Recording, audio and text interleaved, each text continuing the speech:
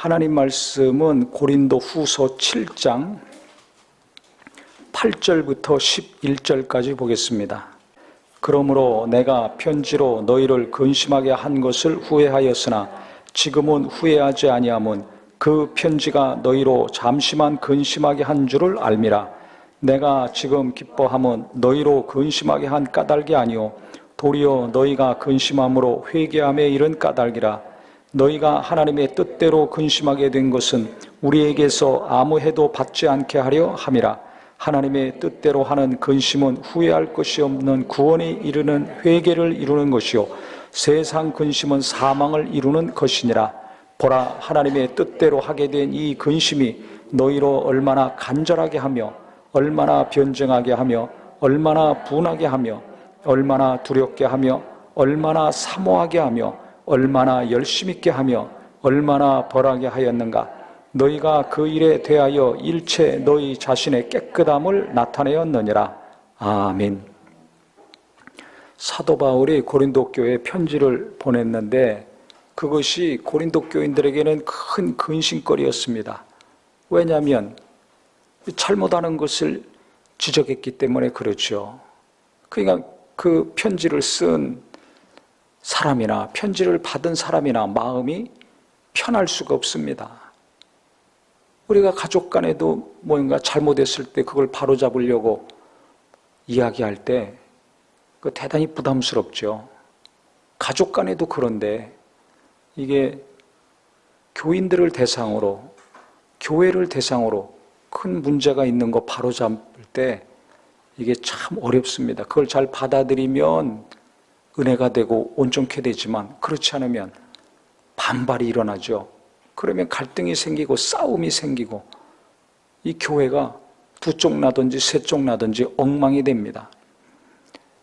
그건 바울에게 그런 일이 일어나면 얼마나 큰 부담입니까? 자기가 개척해서 세운 교회인데 자기의 말을 듣지 아니하고 반발심이 일어나고 분열이 생길 때 그 고통은 이루 말할 수가 없습니다. 그러니까 바른 말, 잘못된 것을 바로잡으려고 할 때 이건 굉장히 기도 많이 하고 성령의 인도하심을 잘 받아서 편지를 보내든지 말을 하든지 상담을 하든지 책망을 하든지 설교를 하든지 해야지 그렇지 않고 그냥 갑자기 생각이 난다고 마음이 어떻게 불쑥 생겼다고 했다가는 큰 코 다칩니다. 그래서 누군가를 바로잡으려고 할 때, 온전케 하려고 할 때는 굉장히 기도 많이 하고 신중하고 몇 번 생각하고 하나님의 인도하심을 잘 받아서 뱀같이 지혜롭고 비둘기같이 순결하게 해야 됩니다. 순진해가지고 했다가는 당해요. 머리만 써가지고 지혜롭게만 했다가는 또 당합니다. 이 두 가지가 겸비가 돼야 돼요. 중요한 일일수록 그렇습니다. 이 교인들이요, 순진하기만 해, 착하기만 해. 그러니까 시험 들어서 거기서 벗어나지 못해요. 어려움에서 벗어나질 못해요. 지혜가 부족해서 그렇습니다. 어떤 사람은 너무 지혜로워. 세상 지혜, 자기 지혜로만 합니다. 순수함이 없어요. 진실함이 없어. 나중에 그게 드러나죠. 그러니까 무너지는 거예요. 그러니까 이 두 가지가 같이 있어야 됩니다. 교회 안에서도 마찬가지예요. 하나님의 일을 하면서도 마찬가지예요. 세상에서도 마찬가지예요. 신뢰받고 무엇인가 일이 잘 되려면 진실함, 순전함, 깨끗함이 있어야 됩니다. 거기다가 뱀 같은 지혜가 필요합니다. 그러니까 계속 노력하고 공부하고 세상 자기가 하는 일에 대한 공부도 해야 되고 전문적인 지식도 얻어야 되고 성경도 파고 들어가서 하나님이 이 일에 어떻게 말씀하시는지 성경도 계속 봐야죠. 기도만 해가지고는 안 돼요. 그러니까 계속 공부하고 노력하는 이 지혜를 구하는 시간과 자기 욕심과 물질에 대한 욕심, 세상 유혹에 대한 욕심을 제거하고 내려놓는 이 기도가 계속 지속이 돼야 됩니다. 그래야 하나님께도 쓰임받고 세상에서도 신뢰를 받아서 무엇인가 형통한 일을 계속하는 자가 됩니다. 그래 바울이 고린도 교회 문제를 지적하고 바로잡으려고 글을 썼습니다. 그 보내고서도 자기는 아주 염려가 많이 됐는데 하나님이 역사하셔가지고 이 교인들이요 바울의 글을 잘 받아들여서 무엇을 했는가? 회개를 했어요. 자기들이 잘못한 걸 깊이 깨닫고 인정한 거죠. 받아들인 겁니다. 그래서 회개를 했습니다. 이 일이 일어났을 때 바울에게는 큰 기쁨이죠.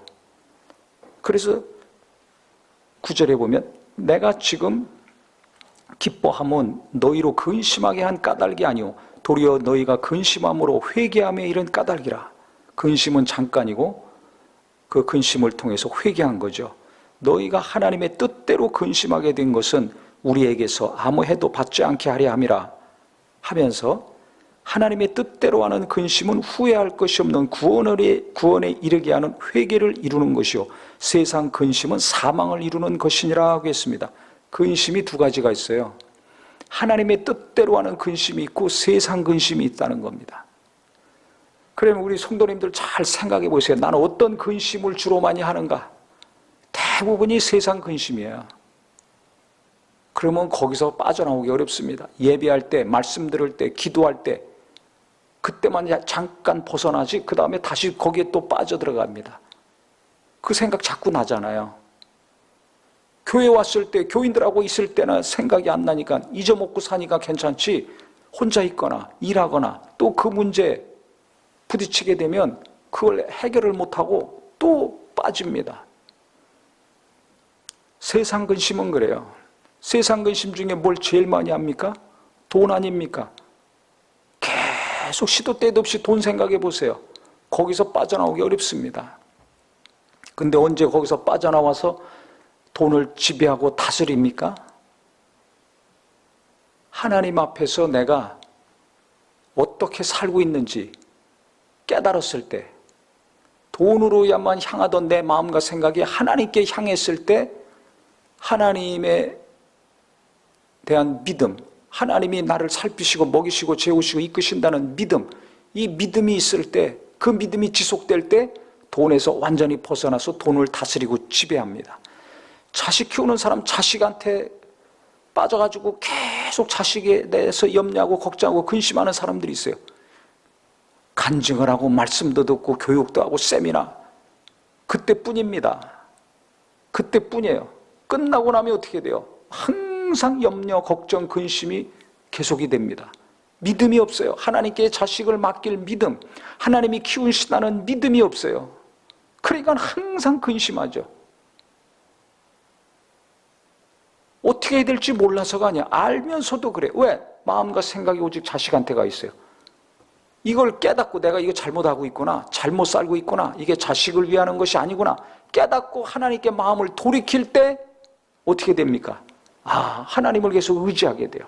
하나님이 알아서 키우시고 먹이시고 이쁘시고 인도하신다. 이 믿음이 생깁니다. 마음을 자식에게서 돌이키고 돈에게서 돌이키고 일에서 돌이키고 속썩이는 사람에게서 마음을 돌이켜서 하나님께로 향하게 했을 때, 계속 향하게 했을 때 하나님께 대한 믿음이 지속이 돼요. 하나님이 주시는 위로와 평안이 지속이 돼요. 하나님께 대한 마음을 지키니까 어떻게 됩니까? 내가 살아납니다. 돈 때문에 괴로웠던 마음이, 자식 때문에 괴로웠던 마음이, 그 사람 때문에 괴로웠던 마음이 평안해지는 거예요. 그 사람이 안 바뀌었어요. 자식도 안 바뀌었어요. 돈을 잘 버는 것도 아니에요.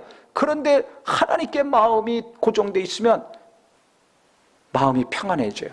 하나님과의 관계가 계속 지속이 되니까 가지가 나무에 붙어 있으면 가만히 있어도 영양을 공급받는 것처럼 가만히 있어도 붙어 있기만 하면 잎이 나고 싹이 나고 꽃이 피고 열매가 맺는 것처럼 내가 하나님께 마음을 고정시켜 놓으면 떨어지지 않으면 계속해서 평안이 임하고 생명이 임하고 기쁨이 임하고 지혜가 임하고 능력이 임하고 무엇인가 그 다음에 하나씩 하나씩 이루어져 가는 거예요. 이게 중요합니다. 내가 지금 세상 근심만 하니까 말씀 듣고 기도하고 예배할 때는 괜찮다가 조금 지나면 어떻게 돼요? 하나님께 향했던 마음, 말씀 들을 때는 이게 돌이켜져. 하나님께로 마음이 돌이켜져. 자식 때문에 속 썩고 돈 때문에 속 썩고 어느 누구 때문에 속 썩던 자가 말씀 듣고 기도할 때는 돌이켜져. 근데 끝나고 나면 다시 돌아가잖아요. 그러니까 세상 근심을 계속 하는 거예요. 하나님의 뜻대로 하는 근심이 있기를 바랍니다. 하나님의 뜻대로 하는 근심. 이것은 회개에서 구원에 이른다 그랬어요. 구원에 이르는 회개를 이룬다 그랬어요. 그럼 뭐가 하나님 뜻대로 하는 근심이냐? 이거는 내 바깥에 있는 근심은 세상 근심이에요. 돈, 자식, 사람, 일. 이게 다 내 바깥에 있는 거 아니야. 그러니까 나를 몰라요. 대부분 사람들이 자기를 몰라요. 교회 열심히 다니는 사람들은 내가 믿음 좋다고 생각해요. 그게 아니에요.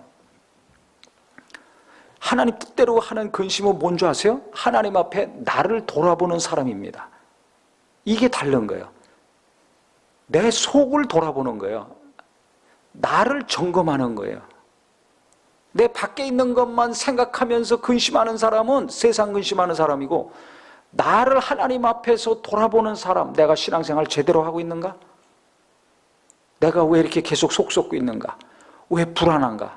왜 염려하고 있는가? 하나님 앞에서 내가 지금 어떻게 살고 있는가? 하나님 앞에서 내가 어떤 마음과 생각을 가지고 살고 있는가? 일하고 있는가? 내가 자식 때문에 속 썩고 있어. 하나님이 어떻게 보실까? 문제가 뭔가? 나를 돌아보는 사람이 하나님 앞에서 근심합니다. 똑같은 근심이지만. 돈에 대해서 맨날 근심합니까? 내가 왜 이렇게 근심하지? 없어서 근심합니까? 그 사람은 있어도 근심합니다. 있을 때도 근심해요. 없을 때 근심한 사람은 있을 때 안 할 것 같죠? 안 그렇습니다. 똑같습니다.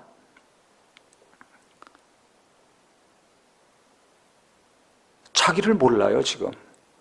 내가 돈에 대해서는 믿음이 없구나. 예수 믿는 사람들, 목사고, 집사고, 장로고, 권사고, 돈 문제만 나오면 불신자보다 더 확 변하는 사람이 있습니다. 저는 여러 번 봤습니다.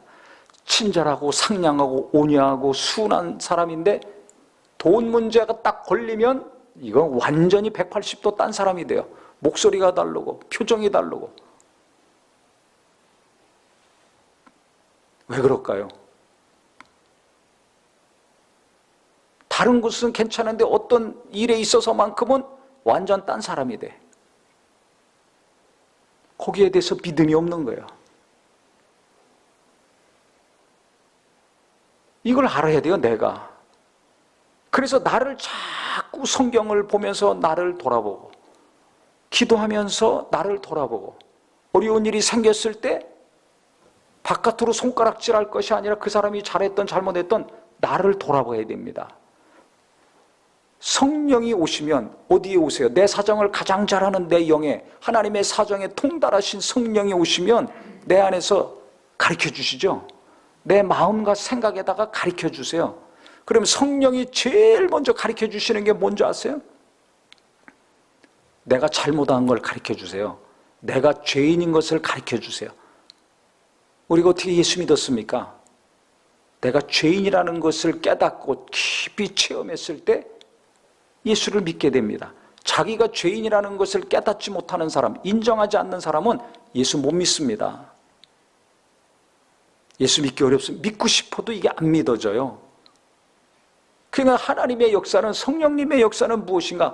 내가 어떤 존재인가? 내 정체성, 내가 누구인가를 먼저 알려주십니다. 내가 죄인이라는 것을 먼저 알려주세요. 율법을 먼저 주셨어요. 율법이 왜? 율법을 통해서 죄인이라는 것을 깨달으라는 겁니다. 복음이 오기 전에, 예수님이 오기 전에 율법을 주신 것은 네가 죄인이라는 걸 알으라는 거예요. 예수님도 말씀하셨잖아요. 첫 번째 뭐예요? 회개하라. 누가 회개합니까? 의인이라고 생각하는 사람은 회개하지 않습니다. 죄인이라고 생각하는 사람이 회개하는 거예요. 그러니까 성령의 역사는, 하나님의 역사는 내가 죄인이라는 걸 먼저 깨닫게 하십니다. 그랬을 때 하나님 앞에 겸손하게 무릎 꿇고 나오는 거예요. 마음을 열고 나오는 거예요. 나를 구원해 주시옵소서. 이 죄와 사망에서 나를 구원해 주시옵소서. 가난한 심령, 애통한 심령, 겸손한 심령에 대해서 나오는 겁니다. 그 사람들이 예수 믿고 구원받는 거예요. 우리도 어떻게 예수 믿었습니까? 어떨 때 하나님 만났습니까?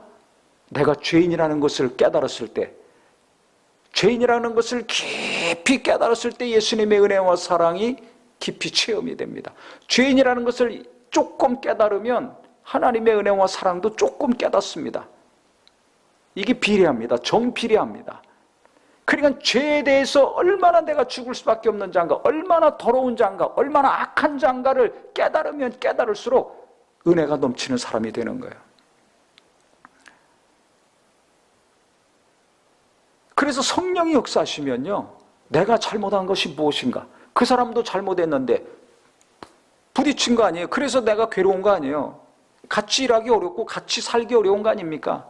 같이 신앙생활하기 어려운 거잖아요. 뭔가 안 맞아가지고. 그러면 성령이 역사하시는 사람은, 하나님의 사람은 내가 잘못한 게 깨달았어요. 그 사람이 99% 잘못했어도 1% 내가 무엇인가 문제가 있다는 거 하나님이 알게 하십니다. 그래서 그거 회개합니다.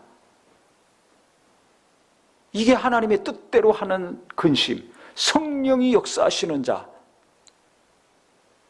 신앙생활 제대로 하는 사람입니다. 그러니까 잘 보세요. 항상 원망하고 불평하고 누구 욕하고 비난하는 사람들 있죠? 갈 길이 아직도 먼 거예요. 아직도 멀었어요.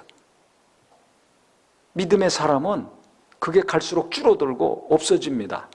항상 누구 잘하나 잘못하나 그거 따질 시간과 겨를이 없어요. 지금 내가 온전케 되기도 바쁜데, 내가 지금 온전케 되기도 바쁜데 누가 어떻고 저쩌고 어떻게 따집니까? 그 말 할 자격도 없다는 걸 자기 스스로 압니다. 어쩌다 한 번 하고 끝나는 것이지 자기를 잘 돌아봅니다. 그 사람들의 고민은 내가 어떻게 해야 성경대로 살 수 있는가? 어떻게 해야 날마다 새롭게 되고 변화돼서 예수님을 닮아갈 수 있는가? 어떻게 해야 내가 하는 일과 삶을 통해서 가정에서 주님을 존귀히 나타내고, 일터에서 일하면서 주님을 존귀히 나타내고, 사람과의 만남과 헤어짐 가운데 주님을 존귀히 나타낼 수 있는가? 그렇게 못할 때가 너무나 많잖아요. 그게 괴로운 거예요. 이게 근심거리가 됩니다. 성경대로 살지 못하는 거, 예수를 닮지 못하는 것이 근심거리예요. 저는 이 근심이 많아지는 분들이 되기를 바랍니다. 그런 사람들이 회개를 합니다. 이게 하나님 뜻대로 하는 근심이고 하나님 사랑하는 사람들의 삶입니다. 근데 하나님을 사랑 안 하고 나를 사랑해, 내가 원하는 것을 사랑해, 그러니까 자기가 안 깨지는 거예요. 이런 사람이 변화가 없는 거예요. 그렇게 교회를 다녔는데 변하질 않아. 왜? 나를 돌아보질 않았기 때문에 그래요. 내가 뭘 잘못하고 있는지, 내가 할 말을 할 때 어떻게 받아들이는지, 내가 이렇게 행동할 때 하나님이 어떻게 생각하실지 이런 거 전혀 생각하지 않습니다. 시도 때도 없이 내가 하는 말 때문에 내 옆에 있는 사람들이 상처받는데 이걸 모르는 거예요. 나 때문에 내 아내가 가슴앓이하고 내 자식들이 열이 뻗치고 있는데 그건 모르는 거예요. 교회에서도 내 작은 말과 행동 때문에 계속 사람들이 지속적으로 시험 들고 상처받고 있는데 그걸 압니까? 모르니까 계속 하고 있죠. 근데 본인은 굉장히 많이 바뀌었다고 해요. 자기 입으로 그래. 바뀌었으니까 바뀌었다고 하는데 아직도 멀었는데요. 그걸 몰라요. 나는 어느 정도 됐어. 몰라요. 몰라. 그걸 누가 가르쳐 줘야 되는데 바울처럼 기도 많이 하고 작심하고 가르쳐 줘서 그 사람이 하나님 뜻대로 하는 근심을 통해서 회개해가지고 변화되고 새롭게 되는 역사가 있어야 되는데 그거 안 하면요 계속 가는 겁니다. 교인들 보면 아주 안타까운 분이 있어요. 본인은 굉장히 겸손하고 온유하고 신앙생활 정말 잘하고 있다고 생각해요. 굉장히 많이 바뀌었다고 생각해요. 근데 입에서 한마디만 나오면 시험 들어. 왜 그럴까요? 모르니까 그래요. 모르니까. 그래서 제가 지난주에 과제를 내준 거예요. 써서 받아라. 몰라요. 아는 것도 있지만 모르는 게 있습니다. 그래서 우리 모두는 기도하시는 분이니까 세상 근심 할 수밖에 없습니다. 하지만 하나님 뜻대로 하는 근심이 시작되고 이것이 갈수록 많아져서 세상 근심은 줄어가고 내가 하나님의 뜻대로 사는 시간과 일들이 더 많아져서 내가 구하지 않더라도 하나님이 도와주시고 내가 날마다 깨닫고 돌이키고 하나님 앞에 온전한 자가 되면, 하나님이 기뻐하시는 자가 되면 하나님이 가만두시겠어요? 구하지 않더라도 하나님이 내게 필요한 거 보내주시고 내게 맞는 사람 보내주시고 내 앞길 하시니까 그 앞길도 푸른 초장 쉴만한 물가로 계속 이끌어 주실 것입니다. 구하지 않더라도 내가 생각한 것이나 구한 것보다 넘치도록 하나님께서 부어주시고 응답을 내려주실 것입니다. 그래서 예수 믿고 어차피 일평생 살 거니까 하나님 뜻대로 살려고 하나님 뜻대로 하는 근심이 많아져서 날마다 깨닫고 돌이키고 어려운 일이 있을 때마다 깨닫고 돌이키고 말씀을 보고 듣고 읽을 때마다 깨닫고 돌이키고 기도할 때마다 성령이 감동하셔서 깨닫고 돌이키고 해서 우리 하나님께서 계속해서 건져주시고 도와주시고 항상 부어주시는 은혜의 삶이 되기를 예수 이름으로 축원합니다. 기도하겠습니다.